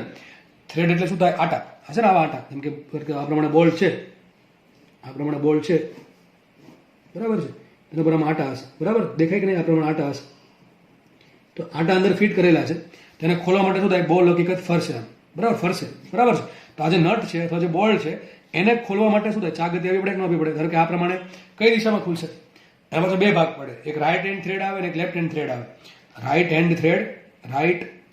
હેન્ડ થ્રેડ આ થોડુંક એક્સ્ટ્રા નોલેજ છે, બરાબર છે. મિકેનિકલમાં જશો તો બધું ભણશો. એક આવશે લેફ્ટ હેન્ડ થ્રેડ, બરાબર છે. નોર્મલ જે આપણે યુઝ થાય છે એ રાઈટ હેન્ડ થ્રેડ હોય. બધી જગ્યાએ રાઈટ હેન્ડ થ્રેડ હોય એવું જરૂર નથી. તમારો જે ગાડીનો જે મિરર છે, બરાબર છે, ગાડીનો જે મિરર છે ટુ વ્હીલરનો, એમાં જો કયા થ્રેડ આવે? જોજો લેફ્ટ હેન્ડ થ્રેડ આવે. ઊંધા આંટા ફરે. આપણે ઘણા કહીએ ઘણા કે એમાં ઊંધા આંટા ફરે. ઊંધા એટલે બીજું કાંઈ નથી, લેફ્ટ હેન્ડ થ્રેડ છે. થ્રેડ જ્યાં પૂરો થાય એના પર ડિપેન્ડ કરે, બરાબર છે. તો રાઈટ હેન્ડ થ્રેડમાં શું થાય? તમે સમઘડીને ફેરવો, સમઘડીને ફેરવો તો બંધ થાય, અને વિષમ ઘડી ફેરવો તો ખુલશે. એ થ્રેડની ડિઝાઇન એ પ્રમાણે કરેલી હોય. થ્રેડની ડિઝાઇન એ પ્રમાણે કરેલી હોય કે જેમાંથી શું થાય? તમે જે માનો કે બંધ કરવો છે, કોઈ બોલ્ટ હોય એને બંધ કરવો તો શું કરવું પડે? એને તમે સમઘડીને ફેરવવો પડે. આ પ્રમાણે આમ ફેરવવો પડશે, આ રીતે. અને તમારે એને વિષમ ઘડી ખોલવું હોય તો વિષમ ઘડી ફેરવવો પડશે, બરાબર. ટૂંકમાં ફેરવવો પડશે કે એને ધક્કો મારવો પડશે? ના, ફેરવવો પડે. ફેરવવો પડતો હોય તો શું આવશે? ચાક ગતિ થાય. શું થાય? અહીંયા ચાક ગતિ થાય. મને કે આ નટ છે એને મારે ખોલવો છે તો શું કરવું પડશે? અને માનો કે મને ખબર છે કે એમાં જે થ્રેડ છે એ રાઈટ હેન્ડ થ્રેડ છે. લેફ્ટ હેન્ડ થ્રેડમાં ઊંધું હોય. રાઈટ હેન્ડ થ્રેડમાં તમે સમઘડી ફેરવો તો બોલ્ટ અંદર જશે, અને વિષમ ઘડીમાં ફેરવો તો બોલ્ટ બહાર આવશે. લેફ્ટ હેન્ડમાં એક્ઝેક્ટલી ઊંધું હોય. લેફ્ટ હેન્ડ થ્રેડમાં તમે જો એને સમઘડીમાં ફેરવો તો એ બહાર આવે, અને વિષમ ઘડીમાં ફેરવો તો એ અંદર જશે. ટૂંકમાં રાઈટ હેન્ડ અને લેફ્ટ હેન્ડ એક્ઝેક્ટલી ઓપોઝિટ છે. નોર્મલી 90% અથવા 95% કેસમાં રાઈટ હેન્ડ થ્રેડ યુઝ કરે છે. અમુક જગ્યાએ લેફ્ટ હેન્ડ થ્રેડ યુઝ કરતા હોય. તો રાઈટ હેન્ડ થ્રેડ છે એમાં શું થાય? વસ્તુ છે એને તમે પેલું જે સ્પેનર છે, માનો કે આ સ્પેનર છે, બરાબર છે, એટલે શું કે આપણે પાનું, આ પાનું, આ જે પાનું છે એને હું આ પ્રમાણે ફેરવું છું, આ પ્રમાણે ફેરવું છું, બરાબર. આમ ફેરવું છું કે આમ વિચારો આ બોલને ખોલવો છે તો આમ પાનાને ધક્કો મારવો પડે કે આમ ફેરવવું પડે? 100% ફેરવવું પડશે. તો એ બળથી કામ થાય, કળથી કામ થાય? આપણે કે પેલા વડીલો પેલા કહેતા કે કળથી કામ કરાય, બળથી કામ ન કરાય. હકીકત એ કળવાળું કામ છે. કઈ રીતે? પેલા તને ધક્કો નથી મારવાનો. ધક્કો મારો તો બોલ તૂટી જશે. આટલો આ ભાગ છે, આ ભાગ શું થઈ જશે? શિયર. શું થઈ જાય? શિયર થઈ જશે. આપણે બોલને ખોલવાનું છે, એને ભાંગવા નથી, એનું શિયરિંગ નથી કરવાનું. આપણે એને ખોલવાનું છે. શું કરશું? આપણે હકીકત આ પાનાને છે ને ફેરવશું. મને કે આ ભાગ ફિક્સ આને જેવું કરશું, આમ ફેરવશું, બરાબર. ધીમે ધીમે બોલ્ટ ખુલશે, કારણ કે એના જે વળ ચડેલા છે, જે આટા છે, થ્રેડ જે છે એ ધીમે ધીમે ખુલશે. એટલે શું થશે? એ બોલ અંદર જશે, કારણ કે આપણે સમઘડી ફેરવીએ છીએ. માનો કે મારે એને ખોલવું, શું કરવું પડશે? આને વિષમ ઘડી ફેરવવો પડે. શું ફેરવવું પડે? વિષમ ઘડી ફેરવવો પડે. વિષમ ઘડી ફેરવવા માટે મારે ભાઈ એક તો સ્પેનર છે, પાનું છે, બરાબર. બીજું મારે શું કરવું? બળ કરવું પડશે. બળ કેમ કરે? આમ કરે, સીધું, બરાબર છે. એટલે કે કઈ રીતે બળ કરાય? લંબ રૂપે કરાય. કઈ રીતે બળ કરાય? સ્પેનરને લંબ રૂપે બળ કરાય. તો કેમ? ટોર્ક બરાબર શું છે? ટોર્ક બરાબર છે RF sin θ. શું છે? RF sin θ. બોલ કે ભાઈ મને એટલું ટોર્ક મળશે તો જ હું ખુલીશ. તો ટોર્ક વધારવાના 3 રસ્તા છે. R વધારો, F વધારો, થીટા વધારો. થીટા વધુ કેટલો હોય છે? કે 90 ડિગ્રી હોય છે, કે બરાબર. કેટલો છે? 90 ડિગ્રી. તો તમે 90 ડિગ્રી ખૂણે ટૂંકમાં આમ ધક્કો મારવાનો તો ખૂણો કેવો બનશે? 90 બનશે. R ક્યાં હશે? તો આ બોલને ખોલવા છે, ઉગમ બિંદુ અહીંયા છે. ધારો કે તમે અહીંથી બળ લગાડો છો. અહીંથી કેમ લગાડો છો? અહીંથી કેમ બળ, આપણે અહીંથી કેમ નથી બળ લગાડતા વિચારો. હમણાં તમને ખબર પડી જવી જોઈએ. હમણાં તમને એક્ઝામ્પલ આપેલું દરવાજાનું, તો આપણે અહીંથી જ કેમ ખોલીએ છીએ, અહીંથી કેમ, અહીંયા કેમ નથી બળ લગાડતા, છેડે જ કેમ બળ લગાડીએ? કારણ કે મને ખબર છે, મારા માઇન્ડને ખબર છે, હવે ખબર પડી જવી જોઈએ કે મારે ટોર્ક આપવું હોય તો મારે એવી રીતે ટોર્ક આપવાનું, મારે બળ ઓછું કરવું પડે. તો મારે બળ ઓછું કરવાનું છે, એના માટે મારે બે રસ્તા છે. કાં તો મારે આર વધારવું પડે, કાં તો મારે થીટા વધારવો પડે. થીટા વધશે ને સાઈન થીટા વધે. જો અહીં કોસ થીટા આવતો હોય તો ઊંધું કરવું પડે, થીટા કેવો રાખવો પડે, ઓછો. બરાબર છે. તો અહીંયા મારે થીટા વધારવો પડે ને આર વધારવો પડે. થીટા કેટલો છે? 90 ડિગ્રી. એક કામ કરીએ, ચલો આપણે જે બોલ્ટ છે એને એ પ્રમાણે ખોલવાની ટ્રાય કરશું. બળ છે 90 ડિગ્રી લાગે. આ તો એક કેસ સોલ્વ થઈ ગયો. વધુ આર, જેટલું આર મોટું એટલું ટોર્ક વધારે અને એટલું બળ ઓછું. જેટલું આર વધારે એટલું બળ ઓછું કરવું પડે, કારણ કે ફિક્સ ટોર્ક હશે ખોલવા માટે. બરાબર છે. તો જેટલું આપણે આર વધારશું એટલું સારું પડશે. આર વધુ વધુ કેટલું હોઈ શકે? એન્ડ સુધી. તો આપણે અહીંથી આપણે કઈ રીતે બળ લગાડશું અને આમ બળ લગાડશું. શું થાય? બોલ્ટ ધીમે ધીમે ખુલશે. પાછું પાનું લઈને બહાર લઈને પાછું દબાવશું, ધીમે ધીમે ખુલશે. છેલ્લે આખો બોલ્ટ અથવા જે નટ છે એ બહાર આવી જશે. તો આ પ્રમાણે થાય છે. જો ટોર્કની બધી રમત છે, જે બધી રમત છે ટોર્કની જ છે. અને તમને ધીમે ધીમે હવે થોડીક ટોર્કની સેન્સ આવવા લાગવી જોઈએ કે ટોર્ક હકીકત શું છે. ટોર્ક આવું કંઈક કરે છે કે વસ્તુને ફેરવે છે. અને આનાથી ઉલટું, માનો કે મારે બોલ્ટને બંધ કરવું, શું કરવું પડે? આ સ્પેનર છે ને આ પ્રમાણે ફેરવવું પડે. અને ત્યારે પણ ફેરવશું ક્યાંથી? છેડા પરથી જ ફેરવશું. કારણ શું? કે મારે ટોર્ક ઓછું આપવું પડશે. એક એક્ઝામ્પલ તમને બારડાનું આપ્યું હતું, એક એક્ઝામ્પલ મેં તમને શેનું આપ્યું? સ્પેનરનું, એટલે કે પાનાનું આપ્યું, સ્પેનર. બરાબર છે. અને હજી એક એક્ઝામ્પલ આપું તમને, અને બધાને ખબર હશે, ટ્રેક્ટર. હવે ટ્રેક્ટરમાં શું થાય એક્ઝેક્ટલી જુઓ. આપણે આખું નથી દોરતા, જે કામનું છે દોરીએ છીએ. સમજો એક ટ્રેક્ટર છે. બરાબર છે. તમે જોયું હશે આગળનું વ્હીલ નાનું હોય ને પાછળનું વ્હીલ બહુ મોટું હશે. કેમ આવું થાય? આવું કેમ થાય? ચલો જોઈએ આવું કેમ થાય. Y it is like this. અથવા આપણે વિચારો, ફોર વ્હીલર છે તમારી, ફોર વ્હીલર, એમાં આવું નથી બે વ્હીલ સરખા, ચારે ચાર વ્હીલ સરખા જ હોય, બધા વ્હીલ સરખા હશે. તો ટ્રેક્ટરમાં કેમ આવું? ટ્રેક્ટરનું મેઇન કામ શું હોય? બળ કરવાનું હોય. શું હોય? એટલે અથવા એવી જગ્યાએ યુઝ થાય મોસ્ટલી એગ્રીકલ્ચરમાં કે જ્યાં કામ વધારે કરવાનું છે. હવે કામ વધારે કરવાનું શું થાય?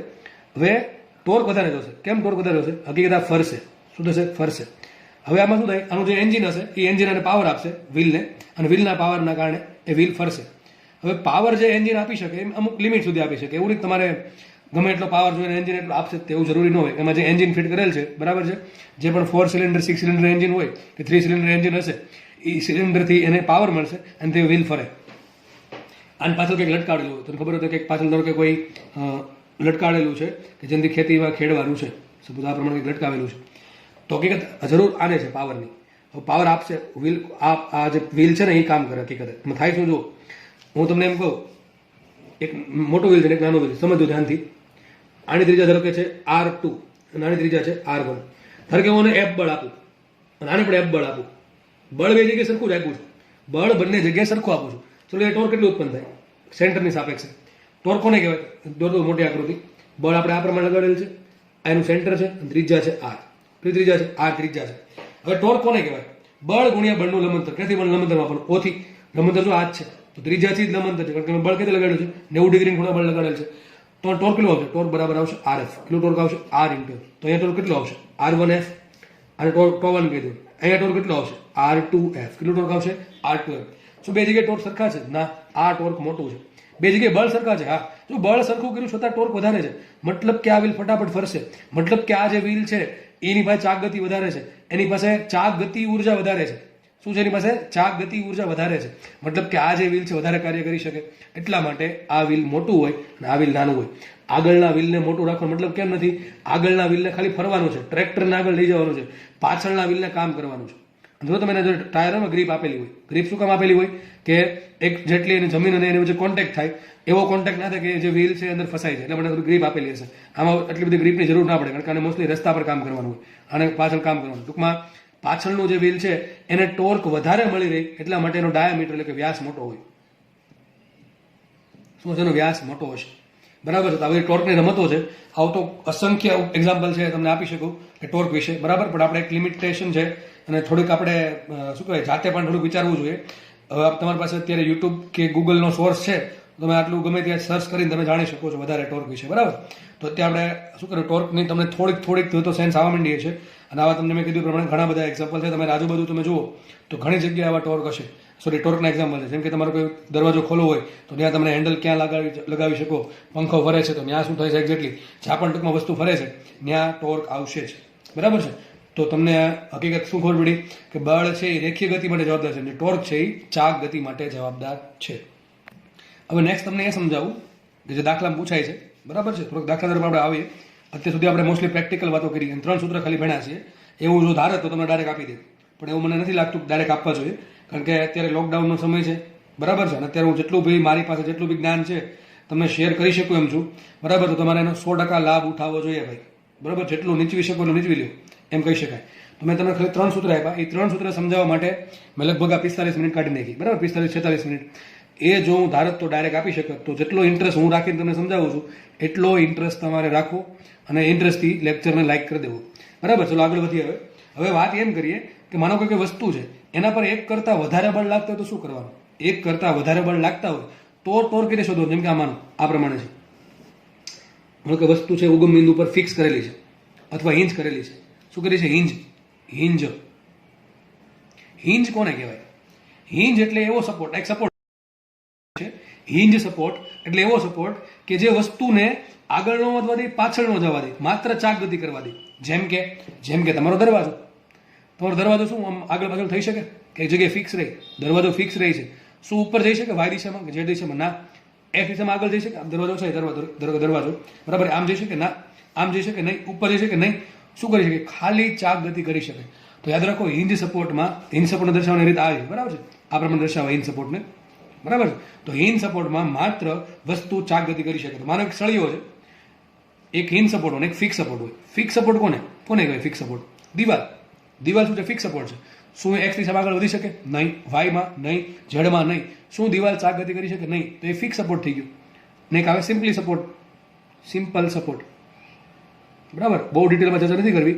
સિમ્પલ આપણે હિંજ સપોર્ટની વાત કરીએ તો તમારો દરવાજો છે અથવા જો પેલી સ્લાઇડિંગ વિન્ડો ન હોય, હવે મોસ્ટલી જે કાચની વિન્ડો આવે સ્લાઇડિંગ વિન્ડો આવે. સ્લાઇડિંગ વિન્ડોની પેલા જૂની વિન્ડો આવતી છે બરાબર, લાકડાની કે પેલી અમુક પતરાની પ્લેટવાળી, એમાં શું થાય? હિંજ સપોર્ટ હોય. કારણ કે જે બારી છે એ જે વિન્ડો જે છે એ ખાલી ફરી શકશે, બીજું કંઈ થઈ શકશે નહીં. માનો એક સળિયો છે, ટૂંકમાં હિંજ સપોર્ટ જ્યાં પણ શબ્દ આવે તમને ખબર પડી જવી જોઈએ કે વસ્તુ શું કરી શકશે? માત્ર ચાક ગતિ કરી શકશે. એક્સમાં, વાયમાં, ઝેડમાં કોઈ ગતિ કરી શકશે નહીં. માનો એક સળિયો છે, એનો મેં એક થોડો હિંજ કરી દીધો, હિંજ સપોર્ટ આપી દીધો, તો સળિયો શું કરશે? માનો કે આ પેન છે, એ પેનને મેં હિંજ કરી, ટૂંકમાં આ ફ્રી આ જે રોટેશન માટે એ ફ્રી છે, આગળ વધવા ફ્રી નથી, આમ વાય દિશામાં ફ્રી નથી અને ઝેડ દિશામાં પણ ફ્રી નથી. ટૂંકમાં શું કરી શકે? ખાલી આ બિંદુ પર ફિક્સ રહીને એ ચાક ગતિ કરી શકે. માનો કે એના પર મેં 3 બળ લગાડ્યા. એક બળ લગાડ્યું અહીંયા F1, કેટલા અંતર? X1 અંતર. ધ્યાનથી સમજો ભાઈ, ધ્યાનથી સમજો. બીજું બળ લગાડ્યું F2, કેટલા અંતરે? O થી અંતર છે એનું X2, કેટલું અંતર છે? X2. સપોઝ કે ત્રીજું બળ લગાડું છું અહીંયા ઉપર F3, કયા અંતર લગાડું છું? X3 અંતર. ચલો મારે શોધવું છે કે નેટ ટોર્ક કેટલું છે ઓ બિંદુની સાપેક્ષે આ જે સળિયો છે એના પર નેટ એટલે કે ચોખ્ખું ટોર્ક કેટલું લાગશે. ચલો તમને જો આવડતું હોય તો તમે સાથે સોલ્વ કરી શકો છો. જો નહીં આવડતું તો ચલો એક વખત શીખવાડીશ, એક વખત શીખી લેશો, કોઈ દિવસ પ્રોબ્લેમ આવશે નહીં. પણ ધ્યાન રાખવું, ખાસ ધ્યાન રાખવું. બરાબર છે. કારણ કે અહીંયા પ્લસ માઇનસ આવશે અને મોસ્ટલી લોકોને પ્લસ માઇનસમાં ખબર પડતી નથી. બરાબર. આપણે ફટાફટ જોઈ લઈએ. ચલો પેલા આપણે બળ લઈએ. ચલો F1 બળ છે. F1 બળ શું ટ્રાય કરે? જો કોની સાપેક્ષ ફરશે? જે સળિયો છે એ ઓ બિંદુની સાપેક્ષ ફરશે. એનો જે સપોર્ટ છે એની સાપેક્ષ ફરશે. જેમ કે આ પેન છે, પેનને હું ફિક્સ કરી દઉં તો પેન ક્યાંથી કોની સાપેક્ષ ફરે? આની સાપેક્ષ ફરે છે. આ બિંદુ નથી, આની સાપેક્ષ નથી ફરતી. કોની સાપેક્ષ ફરે છે? આ જે હિંજ કર્યો એની સાપેક્ષે ફરે છે. બરાબર. એવું નથી કે હિંજ હંમેશા છેડે જ હોય, હિંજ આમ પણ હોય. બરાબર. હિંજ આમ પણ હોય તો કોણ સાપેક્ષ ફરશે? આની સાપેક્ષ ફરે છે. કારણ કે બે છેડા અત્યારે ફરે છે. તો હિંજ સપોર્ટ કોઈ પણ જગ્યાએ હોઈ શકે. આપણે આ અહીંયા છે. હવે જો F1 મારે પેલા 3 ટોર્ક આવશે. ટોર્ક 1, ટોર્ક 2 અને ટોર્ક 3. કેમ 3 ટોર્ક આવશે? 3 બળ છે, 3 અલગ અલગ અંતર લગે, 3 ટોર્ક આવશે. ખબર પડી કે? ચલો પેલા F1 ના કારણે કેટલું ટોર્ક આવે તમારે શું કરવાનું? જુઓ F1 ની દિશા ક્યાં છે? નીચે છે. ક્યાં છે? નીચે છે. કોની સાપેક્ષે ટોર્ક શોધવાનું છે? O સાપેક્ષે. કોની સાપેક્ષે શોધવાનું છે? O સાપેક્ષે તમારે ટોર્ક શોધવાનું છે. જુઓ ચલો તો એક કામ કરવાનું, પેલા O બિંદુ જોઈ લેવાનું ક્યાં છે. જોઈ લીધું. હું જો બોલું છું ખાસ સાંભળજો. પછી શું કરશું આપણે? F1 ક્યાં છે? નીચે તરફ છે. એક કામ કરવાનું, F1 ને પકડીને જે દિશામાં જાય છે એ દિશામાં પકડીને O તરફ ફેરવવાનું ટ્રાય કરો. આ પ્રમાણે સમજ પડે કે નહીં પડતી? F1 ને પકડીને, F1 ક્યાં જાય છે? નીચે તરફ. તો નીચે તરફ જાઓ. હવે આમ નથી જવાનું. O બિંદુ ક્યાં છે? આમ છે કે આમ છે? F1 માંથી તમે નીચે આમે જઈ શકો અને આમે જઈ શકો. જશું કઈ રીતે? આ રીતે. O બિંદુ આ બાજુ છે તો આપણે કામ કરશું, F1 ને માંથી જે દિશામાં છે F1 એ દિશામાંથી પકડીને એને કોની તરફ ફેરવો? ઓ તરફ ફેરવો. વસ્તુ કઈ દિશામાં ફરશે? સમઘડી વિષમઘડી? સમઘડી. જો કઈ દિશામાં ફરે છે? સમઘડી. આના કારણે વસ્તુ આ રીતે ફરશે, સમઘડી. કઈ રીતે ફરશે વસ્તુ? સમઘડી ફરશે. ટોર્ક હશે કેટલું? ટોર્કનું સૂત્ર આર ક્રોસ એફ, એ પણ તમે વાપરી શકો તો સિમ્પલ. બળ કેવું આપ્યું? લંબ આપ્યું છે તો સૂત્ર શું આવશે? બળ ગુણ્યા બળનું લંબંતર. કોનીથી? ઓથી. હવે જો બળનું લંબંતર શું છે? આ જો બળ, એક કામ કરો, લંબંતર શોધવા માટે શું કરવાનું? લંબંતર શોધવા માટે બળને લાંબુ કરી દેવાનું આ પ્રમાણે. તો આ થઈ ગયું બળ. લંબંતર જો આ છે કે નહીં તો શું આવશે? x1. તો ટોર્ક પણ કેટલું આવશે? F1 into x1. કઈ દિશામાં? સમઘડી દિશામાં. કઈ દિશામાં? સમઘડી દિશામાં. તો ટોર્ક પણ શું આવશે? બળ ગુણ્યા બળનું લંબંતર. કઈ દિશામાં ટોર્ક આવે છે? સમઘડી દિશામાં. ચલો આ વાત કરીએ. F2. ચલો F2 ના કારણે મારે ટોર્ક શોધવું છે. ક્યાં? ઉપર. F2 ક્યાં જાય છે? ઉપર જાય છે. ક્યાં જાય છે? ઉપર. F2 ક્યાં જાય છે? ઉપર. ઉપર જાઓ. હવે ફેરવવાનું છે. ટોર્ક ફેરવે એટલે આપણે આને પર ફેરવવાનું છે. કઈ બાજુ ફેરવવાનું? ઓની બાજુ. તો આપણે કેમ આમ જશું? નહીં, આમ જશું. આમ આ પ્રમાણે જો સમજ પડે છે? અહીંથી ઉપર ગયા, ફેરવવાનું. સમજ પડે? જાતે ટ્રાય કરી શકો છો. કઈ દિશામાં ફરશે? વિષમ ઘડી. દેખાય છે કઈ દિશા છે? આ વિષમ ઘડી છે. તો ટોર્ક કેટલો આવશે? F બળ ગુણ્યા લંબંતર. ચલો F2 આ પ્રમાણે છે. લંબંતર કેટલું છે? x2. કેટલું છે? x2. શું આવશે અહીંયા? F2 into x2. વિષમ ઘડી છે કે સમઘડી છે? વિષમ ઘડી છે. કઈ દિશા છે આ? વિષમ ઘડી. ચલો લાસ્ટ લઈ લઈએ F3.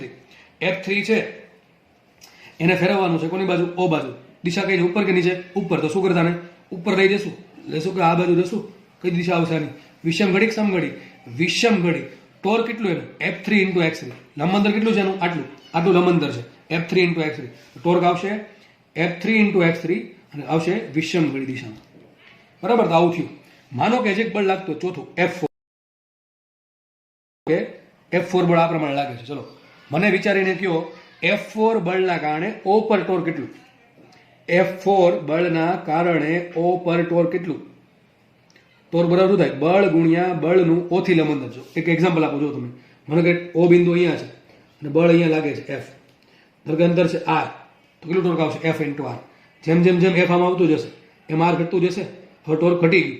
પણ જો F અહીંયા લગાડ ઉપર જ તો F ક્યાં પસાર થાય છે? O માંથી પસાર થાય છે. તો એમ કહું આ જે બળ છે, બળ એ O થી કેટલું દૂર છે? અરે દૂર જ નથી, કેમ કે O માંથી પસાર થાય છે. O બિંદુ અહીંયા છે અને બળ આમ હોય આ રીતે. બરાબર છે? તો થોડુંક જો અંતર છે, હજુ થોડુંક અંતર છે, પણ હું એમ કહું છું O બિંદુ અહીંયા છે અને ટોર્ક બળ આમ લાગે છે આ રીતે. ટૂંકમાં બળની કાર્યરેખા O માંથી પસાર થાય છે તો ટોર્ક કેટલું હશે? 0. કારણ કે બળ છે પણ ટોર્ક નથી. કેમ? કારણ શું? અંતર 0 છે. જો ટોર્ક બે વસ્તુ જોઈએ, બળે જોઈએ અને અંતરે જોઈએ. અંતર નથી, બળ છે પણ ટોર્ક કેવું છે? 0 છે. સમજ પડે કે નહીં? તો F4 ના કારણે O બિંદુ પર ટોર્ક કેટલું આવશે? 0 આવશે. સમજ પડે કે ન પડે? તો હવે કુલ ટોર્ક કેટલું? નેટ ટોર્ક કેટલું? જો તો જો એક ટોર્ક છે એ વસ્તુને વિષમ ઘડી દિશામાં ફેરવવાનો ટ્રાય કરે છે, એક ટોર્ક છે એ વસ્તુને સમઘડી દિશામાં આમ આવું કંઈક છે. આજે ટોર્ક 1 છે એ આમ ફેરવવાનો ટ્રાય કરે આ રીતે. આજે બીજા બે ટોર્ક છે એ વસ્તુને આમ ફેરવવાનો ટ્રાય કરે. બરાબર છે? હવે બે રસ્તા છે આમાં. કાં તો તમે સમઘડી ટોર્કને ધન લઈ શકો તો વિષમ ઘડીને ઋણ લેવું પડે, અથવા બીજી રીત કાં તમે વિષમ ઘડી ટોર્કને ધન લ્યો તો સમઘડીને ઋણ લેવું પડે. મોસ્ટલી હું એવું કરાવું છું કે વિષમ ઘડી દિશાના ટોર્કને, વિષમ ઘડી દિશાનું જે ટોર્ક છે આ રીતે એને કેવું લેવાનું? ધન લેવાનું. અને સમઘડી દિશાનું જે ટોર્ક છે એને કેવું લેવાનું? ઋણ લેવાનું. માનો કે બધી ગણતરી કરતા છેલ્લે આન્સર ધન આવ્યો, છેલ્લે જે આન્સર ધન આવ્યો સાબિત શું થશે? વસ્તુ વિષમ ઘડી દિશામાં ફરશે. અને માનો કે બધી ગણતરી કરતા ટોર્ક જે છેલ્લે નેટ આવ્યું, બધું ગુણાકાર સરળ બાદબાકી કરીને ઋણ આવ્યું ટોર્ક, તો સાબિત શું થશે? વસ્તુ સમઘડી દિશામાં ફરશે. તમે આનાથી ઉલટી સંજ્ઞા પદ્ધતિ વાપરશો કોઈ ફરક પડશે નહીં. બરાબર છે? ચલો તો આપણે આ ટોર્ક જે છે કેવું લેશું? ધન લેશું, ઋણ લેશું? આ ટોર્ક કેવું લેશું? ધન કે ઋણ? કઈ લેશું? -2 1 પ્લસ આ ટોર્ક કેવું લેશું? પ્લસ, કેમ કે વિષમ ઘડી તો +2 પ્લસ આ આવશે +3. તો કુલ કેટલું આવશે? τ is equal to -F1x1 plus F2x2 plus F3x3. આટલું ટોર્ક એના પર નેટ લાગશે. અને જો આ બધાનું ભેગું 0 થઈ ગયું, માનો કે F1x1 ની કિંમત માઇનસમાં એટલી બધી છે કે F2x2 અને F3x3 કરતાં વધારે છે, સોરી બે સરખી છે, તો માનો કે નેટ ટોર્ક 0 થયું તો વસ્તુ ફરશે જ નહીં. જો નેટ ટોર્ક ધન આવ્યું, આ બધાના સરવાળા બાદબાકી કરતા જો નેટ ટોર્ક ધન આવે છે મતલબ શું થશે? વસ્તુ આ સળિયો જે છે એ વિષમ ઘડી દિશામાં ફરશે, સોરી આમ ફરશે, ઉપર તરફ. વિષમ ઘડી એટલે આમ ફરશે. જો આનો આન્સર ઋણ આવ્યો તો મતલબ એમ સળિયો સમઘડીમાં ટૂંકમાં નીચે આમ ફરશે, આમ નીચે તરફ. જો ઋણ આવ્યું તો નીચે ફરશે, જો ધન આવ્યું ઉપર ફરશે. જો બધું ભેગો થઈને સરવાળા બાદબાકી કરીને ટોર્ક 0 આવ્યો તો સળિયો ફરશે જ નહીં. એવું બની શકે? આ બની શકે, બનશે, 100% બનશે. કેમ ન બને? કેમ કે મને તમને એમ કહું આવો બિંદુ અહીંયા છે, બરાબર છે? એક બળ આમ લાગે છે, એક બળ આમ લાગે છે. ચલો વિચારો, આ સેન્ટરમાં છે, આ બળ એફ છે, આ બળ એફ છે, આ અંતર છે ધારો કે ડી, ના અંતર પણ ડી જ છે. ચલો કેટલું ટોર્ક લાગશે વિચારો, કેટલું ટોર્ક લાગશે? આના કારણે ટોર્ક કેટલું? એફડી. કેટલું લાગશે? એફડી. આના કારણે ટોર્ક કેટલું? એફડી. કેટલું લાગશે? એફડી. હવે જુઓ શું કરવાનું છે? ટોર્ક શોધવાનું છે. કોની સાપેક્ષે? ઓ સાપેક્ષ. ઓ બિંદુ અહીંયા છે, બરાબર. તો શું કરવાનું? એફ ક્યાં જાય છે? ઉપર તરફ જાય છે, ત્યાંથી ઓ તરફ ફેરવવાનું. આ ક્યાં ફરશે? વિચારો, આમ ફરશે ને. કઈ રીતે ફરશે? સમઘડી. તેના કારણે ટોર્ક આવશે સમઘડી. એ રીતે જુઓ, આ બળના કારણે ટોર્ક શોધવાનું છે અહીંયા. શું કરશું આપણે? એફ ને પકડી અને ઓ તરફ ફેરવવા માંડવાનું. તો એફ પકડો, પછી ફેરવો કોણ તરફ? ઓ તરફ. આવું થશે કે નહીં થાય? બરાબર. કઈ રીતે ફરશે?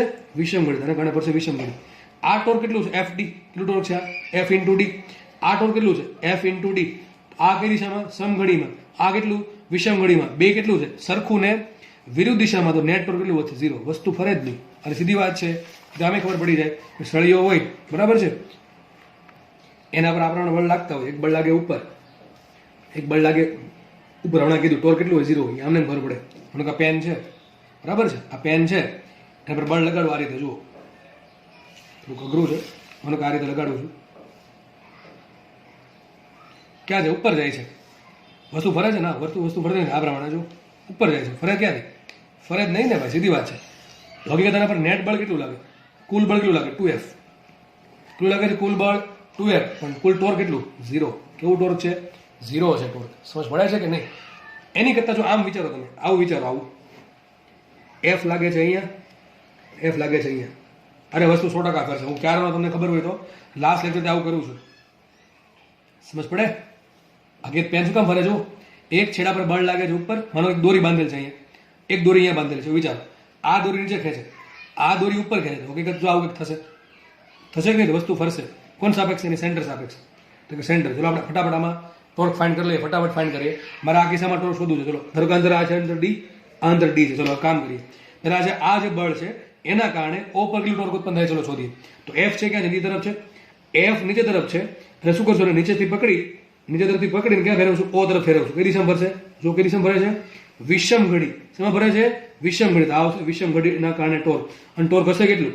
F into D. કેટલું હશે? એફ બળ ગુણ્યા લંબંતર. આ ડી છે, લંબંતર જ છે. ચલો આના કારણે ફેરવીએ આપણે. તો આ બળ ક્યાં છે? ઉપર તરફ છે. તો બળને ઉપર તરફ છે, તો બળની દિશામાં જઈને, બળ જો ઉપર હતું ઉપર તરફ, જો બળ ઉપર તરફ છે તો ઉપર તરફ જઈને ઓ તરફ ફેરવો.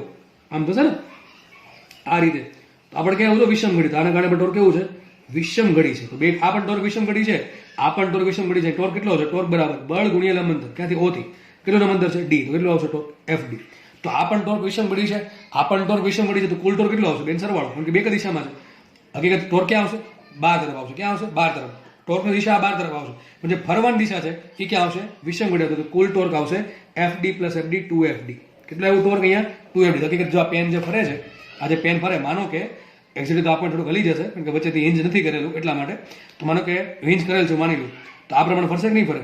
બરાબર છે, ફરે કે નહીં ફરે? જો આ પ્રમાણે ફરશે એક્ઝેક્ટલી. તો જો ટોર્ક ઉત્પન્ન થયું. કેટલું ટોર્ક ઉત્પન્ન થશે? 2FD. સમજ પડે છે? તો આટલી બધી તમને નોલેજ હોવું થોડુંક જોઈએ ટોર્કનું. તો તમને થોડુંક નોલેજ આવ્યું હશે. હવે નેક્સ્ટ વાત, ફટાફટ છેલ્લી વાત કહી દઉં. જુઓ, માનો કે એક બોક્સ છે, એક બોક્સ, સપોઝ અહીંયા એક બોક્સ છે. મારે એનું ઓ સાપેક્ષે ટોર્ક શોધવું છે. ધારો કે એના પર આ બાજુ બળ લાગ્યું એફ. કેટલું બળ લાગ્યું? એફ. ચાલો, એક જ બળ લાગે છે એફ. અને બીજું બળ કયું લાગશે? mg. કયું લાગશે એનું? mg લાગે કે ન લાગેલા? mg તો લાગશે જ તે. બરાબર. આ એક બોક્સ છે, મારે ઓ સાપેક્ષે ટોર્ક શોધવું છે. તો તમે જાતે આવડશે નહીં આવડે, મને એમ કે જોઈને ખબર પડી જાય છે આ બોક્સ છે કઈ દિશામાં ફરશે? સમઘડીમાં, વિષમઘડીમાં. આપણે ફટાફટ ફાઇન્ડ કરી લઈએ. તો બે બળ લાગે છે. ચલો માનો કે આ જેની જે લંબાઈ છે, આ લંબાઈ છે a અને આ લંબાઈ છે b. એની આ જે લંબાઈ છે a છે, આ લંબાઈ b છે. ચલો હવે આ mg ક્યાં લાગે? હંમેશા અડધા અંતરે લાગે. ક્યાં લાગશે? અડધા અંતરે. તો આ લંબાઈ કેટલી હશે? આટલી લંબાઈ. આ લંબાઈ કેટલી હશે? b/2. કેટલી લંબાઈ હશે? b/2. ચલો આપણે એક કામ કરીએ, પહેલા mg ના કારણે ટોર્ક શોધીએ. કોના કારણે શોધીએ ટોર્ક? mg ના કારણે. તો mg ના કારણે ટોર્ક ક્યાં આવશે? તો શું કરવાનું? mg કોની સાપેક્ષ શોધવાનું છે? o સાપેક્ષ. ઓ બિંદુ અહીંયા છે. mg ને ફેરવો. mg ને કોને ફેરવવાનું? o સાપેક્ષ. o ની આસપાસ. કઈ રીતે? પહેલા mg ની દિશામાં જાઓ. ત્યાંથી હવે હાથને ઘુમાવો o તરફ. તો કઈ બાજુ ફરશે? કઈ બાજુ આવ્યું? સમઘડી આવ્યું? વિષમઘડી? સમઘડી. આના કારણે આવશે સમઘડી ટોર્ક. કેટલું ટોર્ક આવશે? ટોર્ક ઇઝ ઇક્વલ ટુ કેટલો આવશે? ટોર્ક ફરી કહી દઉં. કેટલું ટોર્ક આવશે? બળ ગુણ્યા બળનું લંબંતર. જો બળ કેટલું છે? mg. લંબંતર કેટલું? આટલું દેખાય છે. ઘણા કેસમાં એ લેવું પડે. એ ક્યાંથી લેવું પડે? mg આ રીતે છે, લંબંતર આ છે, વચ્ચે ખૂણો કેટલો બનવો છે? 90 ડિગ્રી. કેટલો આવશે ટોર્ક? mg ઇન્ટુ અંતર કેટલું આવશે b/2. કેટલું આવશે ટોર્ક mg b/2. કેટલું આવશે mg b/2. ચલો આ તો આપણે હજી ખાલી એકના કારણે ટોર્ક મેળવ્યું. હજી બીજું બળ છે. કયું બળ? f છે ને f. ચલો f ના કારણે ટોર્ક મેળવીએ. શું કરવાનું f ને? f ત્યાંથી આગળ વધીને એને o તરફ ફેરવો. o ક્યાં છે? નીચે છે. નીચે જશું કઈ રીતે ફરશે? જો સમઘડી વિષમઘડી આમ ખબર પડે કે નહીં? સ્પાઇરલ બનાવવાનો સ્પાઇરલ આ રીતે. તો સમઘડી વિષમઘડી સમઘડી આના કારણે પણ ટોર્ક સમઘડી આવશે. ધારો કે કહી દઉં ટોર્ક 2. ચલો ટોર્ક 2 શું આવશે? બળ ગુણ્યા લંબ અંતર. ચલો આ બળ કઈ દિશામાં છે? આ દિશામાં છે. આ દિશામાં છે ને? બળની દિશા આ છે. o થી લંબ અંતર શું થાય? b/2 કે a? શું થાય? a. આટલું થાય ને ભાઈ. આ લંબ બનો કે ન બનો? તો લંબ અંતર શું થાય? a. કેટલું થશે? a. તો કેટલું આવશે? f ના કારણે ટોર્ક fa. કેટલું આવશે? fa. ચલો આ કઈ દિશામાં છે? સમઘડીમાં. આ પણ શેમાં છે? સમઘડીમાં. તો કુલ ટોર્ક કેટલું? બેનો સરવાળો શું આવશે? mg into b/2 plus f into a. આટલું ટોર્ક ઉત્પન્ન થશે કુલ. કઈ દિશામાં આવશે? સમઘડી દિશામાં. ટૂંકમાં જે બોક્સ છે એ લગભગ સમઘડી દિશામાં ટિલ્ટ થવાનું ટ્રાય કરશે. સમજ પડે છે કે નહીં પડતી? તો આ લેક્ચરમાં આપણે આટલું રાખશું અને નેક્સ્ટ લેક્ચરમાં ફરતી આપણે થોડુંક ટોર્કમાં બાકી છે એ નેક્સ્ટ લેક્ચરમાં અભ્યાસ કરી થોડાક દાખલા ગણવાનો ટ્રાય કરશું ટોર્કના. બરાબર છે? તો અત્યારે આટલું રાખીએ. લેક્ચરમાં તમને 100% પસંદ પડ્યો જ હશે જો તમારો ઇન્ટરેસ્ટ હશે તો. અને જો પસંદ નહીં પડ્યો હોય તો થોડુંક તમે ઇન્ટરેસ્ટ દાખવો તો 100% સમજ પડશે આમાં. બરાબર છે? તો લેક્ચર અહીંયા રાખીએ આપણે. અને લેક્ચર જોવા બદલ બધાનો ખૂબ ખૂબ આભાર. Thank you so much.